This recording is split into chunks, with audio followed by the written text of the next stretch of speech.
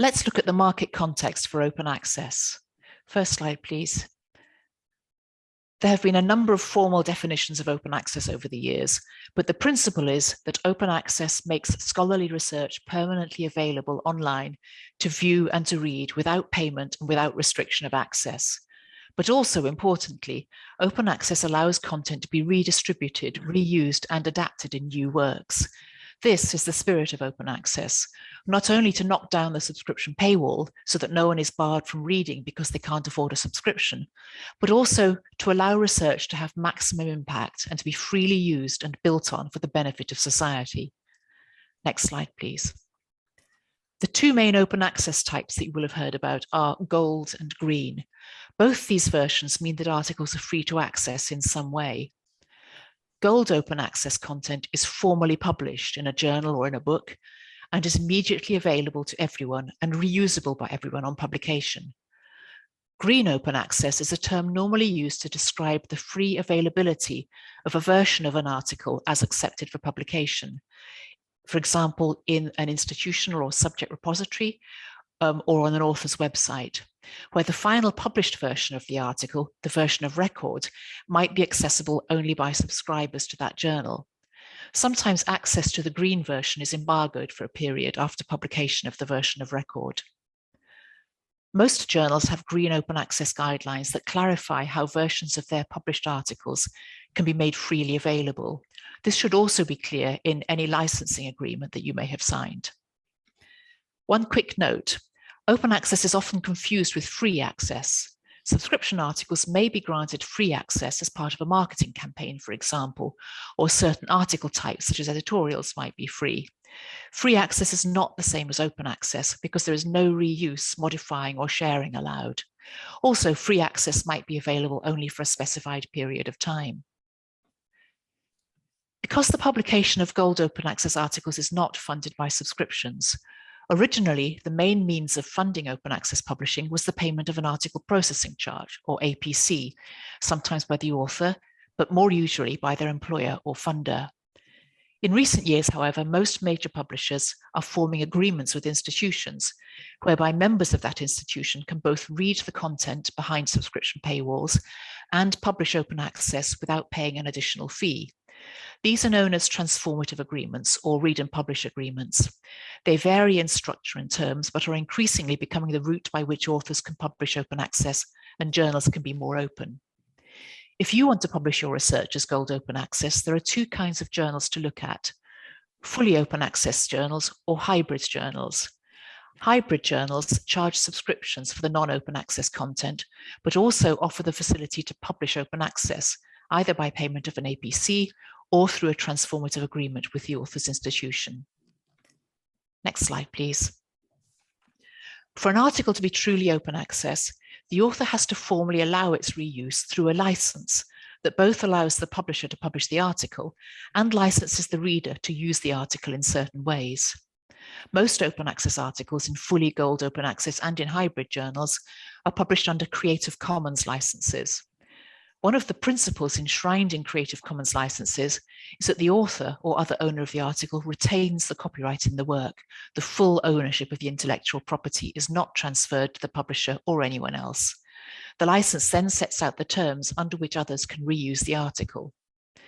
I won't go into all the variations of the Creative Commons license, as that could be a whole separate presentation on its own, but here are some of the most common variations listed on this slide. Please do visit the Creative Commons website for more detail. It's important to check your funder or institutional requirements, as they may mandate one version, often the basic CC BY license, which has the fewest restrictions on reuse. Next slide, please. Now, open access articles constitute an increasingly significant chunk of journal content. In its true sense, free to read and free to reuse, as we've just been discussing, open access accounted for more than a third of journal articles last year. Let's dive into some of the numbers here briefly. In 2020, 36% of articles in academic journals were open access. The indications, according to the consultancy DeltaThink, are that this will grow to 47% in 2023, and that at some point in 2023 to 2024 will pass the 50% mark globally. 6 or 7 years ago, there was a surge in conversion of journals to hybrid status, that mixed subscription open access model that we just discussed, which drove growth in open access via those journals. But the proportion of open access that's in hybrid journals has begun to decline, according to some analyses, with most of the growth now being driven by fully open access journals, including those from major traditional publishers building their open access portfolios. Overall, open access growth continues to outstrip growth of paywalled or subscription content. Using the Dimensions Research database, the compound annual growth rate of open access articles has been 16% over the 4 years 2017 to 2020, compared with just 1% for non-open access articles, which works out at about 7% for the market as a whole. There was a temporary slump last year after a significant COVID-driven peak, but in this temporary dip, open access growth from 2020 to 21 was still 8%, compared with a small decline of non-open access content. Next slide, please. Looking at it by discipline, there are no surprises, with life and health sciences leading the way, and social sciences and arts and humanities lagging somewhat. Now, the benefits of open access to researchers and to research are the same, whatever the discipline. So probably much of what we see here is about differences in funding for publishing. So that to date, the shift from a read or subscription model to a publish or open access model has been challenging for a number of disciplines. As well as direct differences in funding, in some disciplines there are concerns about possible inequities. How do authors without access to funds publish their research open access? Transformative agreements and waiver programs for some regions or author groups are of course already mitigating that. But at this point, those concerns possibly still hinder the wholehearted endorsement of open access. Next slide, please. Let's remind ourselves about what has been driving the shifts to open access. First, the funders. You may have heard of the group of largely European funders known as Coalition S, who've been mandating open access for their grant recipients and setting out in their Plan S their requirements for how journals should comply with open access principles. Although for some journals, the proportion of content represented by this group of funders is relatively small, there is no doubt that Plan S has accelerated the transition, not just because of the threats of withdrawing funding for non-compliant publications, but because their principles and many of their requirements do make sense, which has forced a rethink about what good research and publishing practice should look like. Then there is institutional support. This has been partly driven by budgets, with an expectation that with open access, spend will be much more closely tied to something measurable, amount and use of content published, than historic subscription prices. But it's not just about money, with library websites acknowledging and indeed extolling the benefits of open access, and a number of institutions proactively stating their support for open research. For example, the University of California's statement back in 2017 on commitment to free and open information, scholarship and knowledge exchange, and the MIT Task Force recommendations of 2019, which included a recommendation to add an open access requirement to research grant programs. Publishers too have stepped up to support funders and institutions, particularly with those transformative or read and publish sales models that I mentioned earlier, but also a number of policy and workflow changes in response to both funder mandates and research community calls for change. But finally, and most importantly, there is the recognition of the fundamental benefits of open research. That these are universally acknowledged was illustrated by publishing during the COVID pandemic. There was an unquestioned expectation that access to potentially impactful content should be seamless and without barriers, with a swift response from publishers. And the UNESCO Declaration of November 2021 robustly acknowledged the benefits to scholarship and to society of open research, and called on institutions, publishers, funders, and governments to put the necessary support and principles in place. Now over to Daniel. Thank you, Caroline. We're going to spend some time looking at this question. Do authors gain an advantage by publishing Gold Open Access? And we're going to do that by digging into some of the data that's emerging from the press's publishing operation, and thinking particularly about scholarly impact and usage and citation and things like that. Next slide, please. by way of context, open access is really growing as a proportion of what we publish on the journal side of our operations at CUP. So back in 2017, roughly 7% of our research article publishing was open access. In 2022, at least as of May, the number is now 42%. So we are the trend is substantially upward, and we have the chance potentially of crossing over the 50% boundary and becoming majority open access within the next year. And one of the reasons that we're really pleased to see this trajectory is what we're seeing from our data about the advantage that this open access publishing is bringing these authors. Next slide. So this first chart around usage looks at a very macro high level view of our usage on our platform, Cambridge Core. It's using a data set of roughly 20,000 research articles that the press published in 2020. And it's looking at the usage that they accumulated over the first 12 months after their publication. The yellow line represents the average for an OA article on our platform, an open access article, and the blue line represents non-open access articles, the same measure. And whether you look at mean or median, which is the difference between the solid and the dotted lines here, both are showing a roughly 5% or five times increase for open access articles relative to non-OA articles. So a significant advantage that is evident immediately in the first month and is prolonged through the full 12-month period. If we dig down to subject level on the next slide, we see that there is some variation across different subjects, but still nevertheless in every subject that we're publishing in, there is a notable advantage in terms of usage for open access articles. What you're seeing here is for each subject there are two bars, a yellow one and a grey one. The yellow bar represents the proportion of articles published in that subject that were open access back in 2020. And the grey bar represents the proportion of usage within that data set, looking at 12 months worth of usage that was attributable to those articles. So the difference between the height of those two bars in each subject represents the degree to which open access articles are outperforming non-OA articles in that particular subject area. And they're arranged from left to right, with left being the most significant difference and right being the least.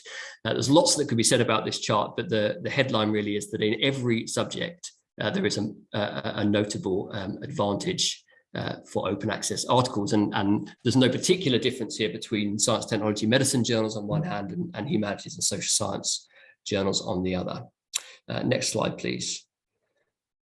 This final set of charts for usage is looking to extend the time frame. So the last two charts that we've looked at are only looking at a 12-month usage period, usage window, and that's not very long.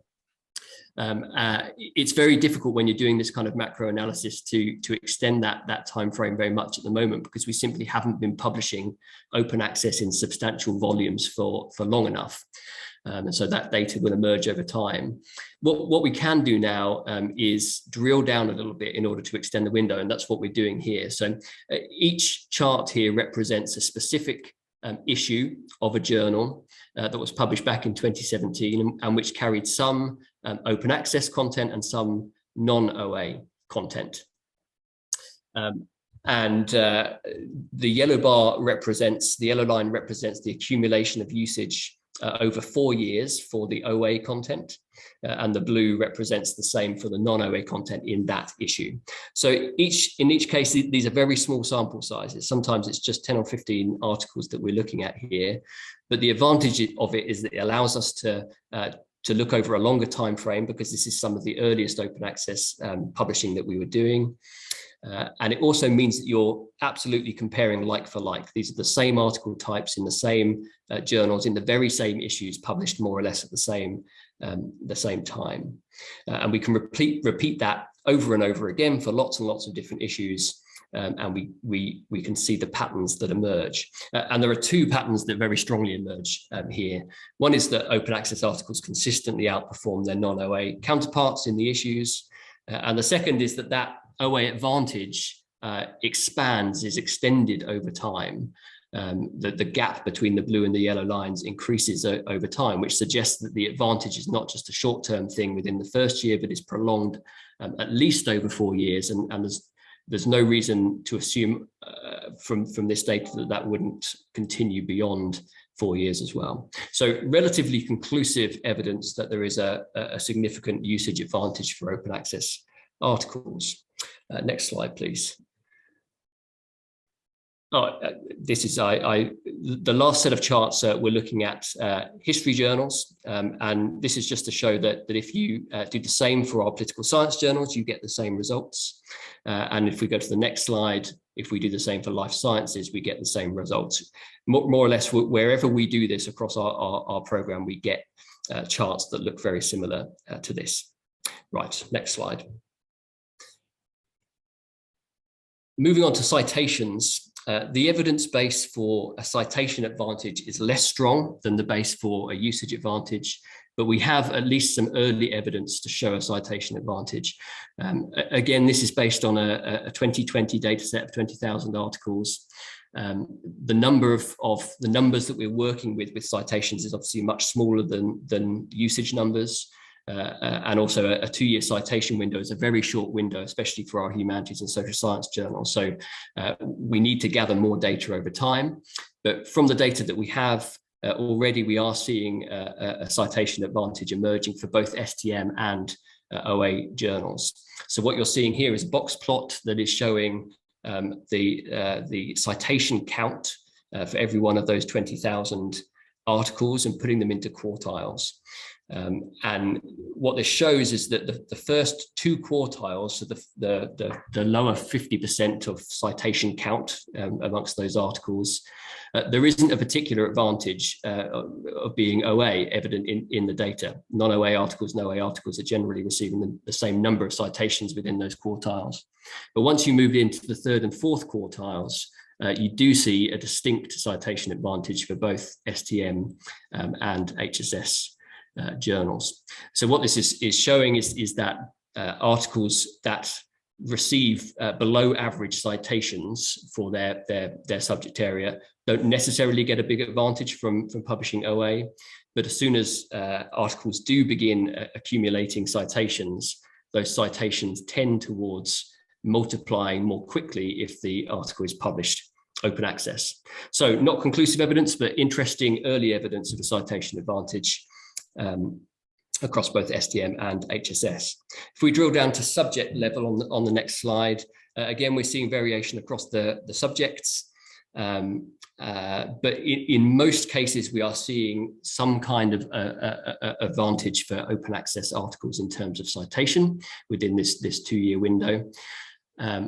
There is on this chart a marked advantage, particularly for science, technology, medicine journals. So you see arrayed on the left here, medicine, earth and atmospheric sciences, neuroscience, psychology and psychiatry, plant sciences, all showing a distinct advantage in terms of citation. There is less of a showing here on the left-hand side of this chart for humanities and social science journals, although politics and international relations is something of an exception there. Partly, we think this is simply because we're looking at this 2-year citation window, and because of the pace of citations in STM journals is faster, we would expect an OA advantage to manifest in the data more quickly.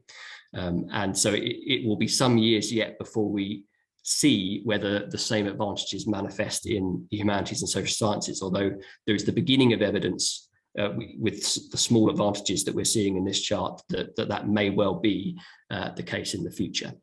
So again, not conclusive evidence, but early evidence of a citation advantage across a broad range of subjects. Next slide, please. Finally, non-academic citation. This is altmetric data, and it's looking at a data set covering our article publishing output in 2021 this time.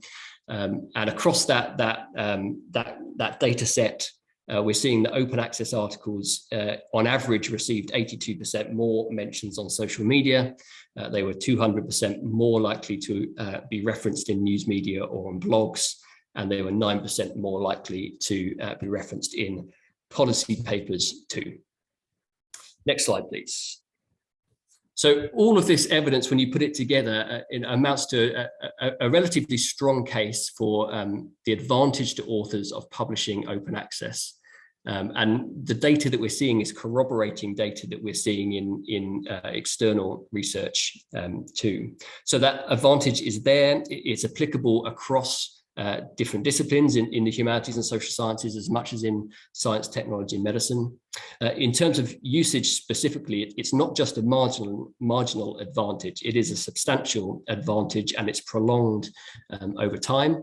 And we're beginning to see that evidence of that usage advantage, that increased usage, turning into material gains in terms of scholarly impact. So increased citation, increased discussion, increased debate, increased policy impact, broader audiences.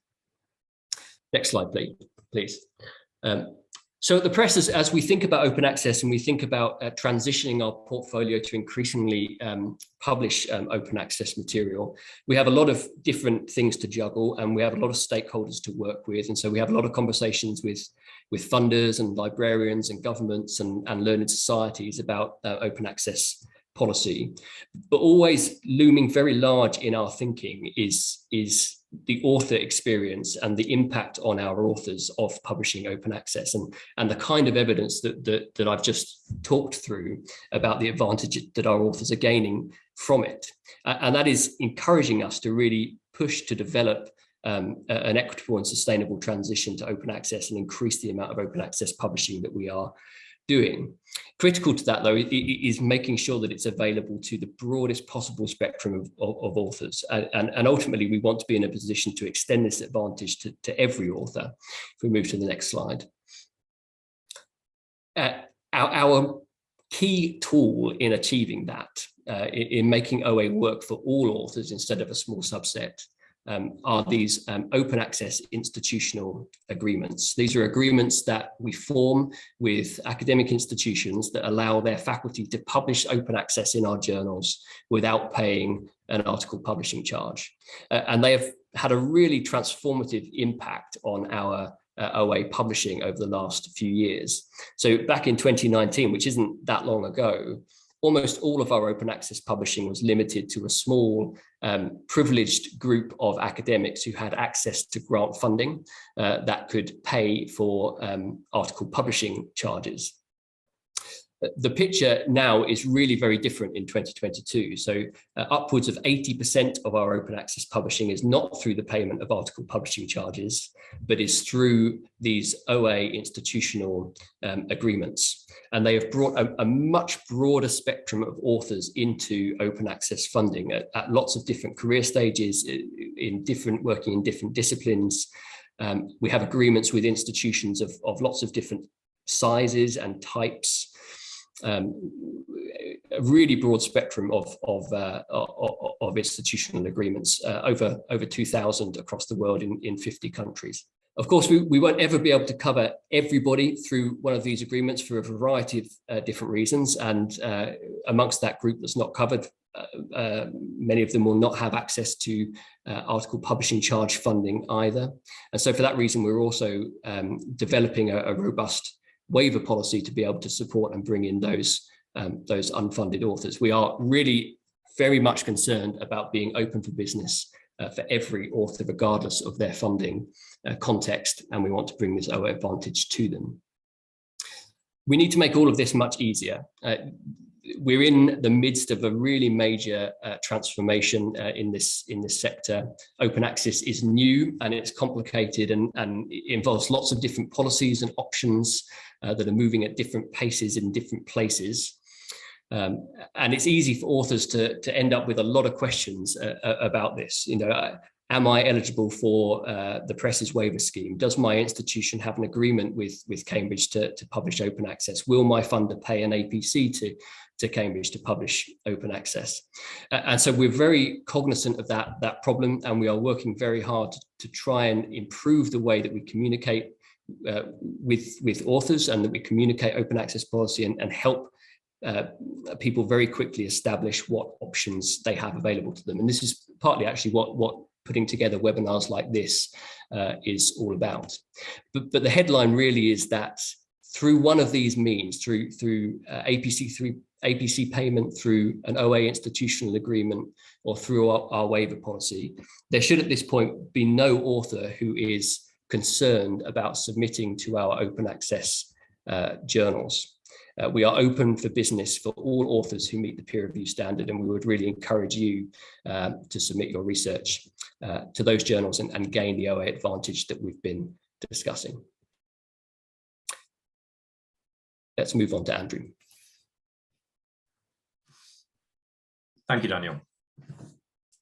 So open access brings many benefits to the authors, readers, and funders of academic research. Removing the barrier to access of a subscription paywall opens up important research findings far beyond the sometimes siloed parameters of the academy and allows access to anyone in the world with an internet connection. However, this is a new and evolving way of publishing, fundamentally challenging a model that's been in place and serving the academic research community for decades, if not centuries. And in some disciplines, often those with a funding stream from organizations with a strong mandate for open access, the model is widely adopted already. And many of our authors are already passionate advocates for open access. In other disciplines, though, where the funding has been perhaps less forthcoming, or funding bodies are less focused on open access, the pace of adoption has been much slower. To many authors in these areas, the benefits of open access and the routes to funding they may take are less clear. We firmly believe that the benefits of open access should be open to all researchers, and we see it as a key part of our role and mission to work with institutions and funders to educate our authors and make the process of publishing open access as streamlined and as transparent as possible. I'd like to focus in today, though, on some of the key myths or misunderstandings that we hear most often from our authors about open access. Next slide, please. The first of which is essentially, there is no benefit to me to going open access. Many authors fail to see the immediate benefits. They often feel actually that it's more of an administrative burden that can be imposed on them by their funders or their parent institution than a model that can bring real benefits to their work. We see in our data the huge increase in usage that open access content gets. For journal articles, roughly 5 times higher on average than their non-open access equivalents. And there is evidence too that this strong usage is also leading to increased dissemination and impact. We're seeing evidence of a positive citation impact in our own data, and industry-wide studies report that on average, open access articles receive at least 18% more citations than non-open access articles. And we also see similarly positive signs in the less traditional measures of impact, such as social media mentions, news media and blog coverage, and policy paper references. Next slide, please. The second myth is that open access somehow equates to low quality. It's true that with the rise of open access, there has been a corresponding rise in the instances of predatory journal publishing, an exploitative business model in which fake journals charge authors a fee for publication with no intention of providing the expected services, such as editorial guidance or peer review in return. But for ourselves and for the vast majority of our reputable competitors, the quality of the content we publish remains of paramount importance to our long-term sustainable future. It's absolutely imperative to us that our editorial processes and rigor remain at the heart of everything that we publish. So all content that is submitted to us for publication under an open access model goes through the exact same process of peer review and editorial board scrutiny, advice and acceptance criteria that our traditional subscription-based content has always gone through. We draw no distinction between the two content types, and the business model of open access, the payment of an article processing charge, is kept completely separate from the editorial process and plays no part whatsoever in the decisions that our editors take about the validity or otherwise of research. Next slide, please. The third and perhaps most commonly heard myth from our author base is that open access is just too expensive for me or not an option. As I mentioned earlier, many of our authors are in some of the less well-funded disciplines, particularly perhaps in areas of the humanities and social sciences, where significant research grants from large charitable foundations are just less forthcoming, feel that the biggest barrier to their going open access is a financial one. In a recent survey that we conducted of our author base from across all the disciplines we publish in, 76% of respondents strongly agreed with the statement that open access publishing is progressive and should be encouraged. However, from the same cohort, 54% agreed with the statement that OA is too expensive. What that says to us is that our authors see the value in the concept of open access, but often cannot see beyond that perceived financial barrier. So it's a key priority for us to find new business models that all of the authors we work with can use to publish their articles open access. And we have publishing agreements with many institutions that mean you as an author will be able to submit your work open access without paying a fee. Next slide, please. So we offer some options for APCs to be waived, particularly for papers by authors based in lower income countries. We partner with Research for Life, an organisation dedicated to providing access to academic content and services in parts of the world where finance is a real barrier. And we either waive completely or significantly discount our article processing charges. Our biggest priority by far, though, is to work with our long-standing institutional customers. The university libraries have always provided access to journal content through the payment of subscriptions, to put in place publishing agreements which allow faculty unlimited options to publish open access in a broad range of our journals, so-called read and publish deals or transformative agreements. Next slide, please. You can see on this map here, we have transformative agreements covering more than 2,300 institutions in over 50 countries all over the world, from Europe to the Americas, to Africa, Asia, and Oceania. Our strategy is to convert as many of our traditional subscription-based customers to this model as possible, as quickly as possible. If you are based in an institution that has such a deal with us, you have the opportunity to publish your work open access in almost any of our journals without having to pay an APC. We've worked with your institution on an agreement that repurposes some of the money they previously spent with us on subscriptions to instead fund the APCs for authors in that institution. From the perspective of you, the author, this is open access publishing free of any financial barrier. Next slide, please.